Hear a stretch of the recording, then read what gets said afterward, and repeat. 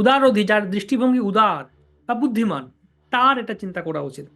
উদারধি তীব্রেনা ভক্তি যোগে, তীব্রভাবে ভক্তি করতে হবে, মানে যেন তেন ভাবে হালকা হুলকা করলে হবে না, তীব্রভাবে ভগবানের ভক্তি করলে তবে সে ভগবানের সেই কৃপা পেতে পারে। এই কথা হচ্ছে, অনেকে আছে ভগবানের কাছে জল বাসনা নিয়ে ভক্তি করতে পারে, ভগবান এই চাই ওই চাই, হয়তো পেয়েও যেতে পারে, কিন্তু আবার ভগবান এমন ভাবে দেবেন যেন সে এটা ওইটার আসক্তি থেকে বেরিয়ে আসতে পারে। এমন আছে, বলছে ভক্ত আমেরিকা যাবে, কি ভাবে না বৃন্দাবনে গিয়ে গোবর্ধনের পূজা ইয়ে করো, গোবর্ধনের দণ্ডবোধ পরিক্রমা করলে গোবর্ধন মনোবাসনা পূরণ করেন, গিয়ে করেছে পরিক্রমা, দণ্ডবোধ পরিক্রমা, বলে হে গিরিরাজ আমেরিকাতে পাঠিয়ে আমাকে।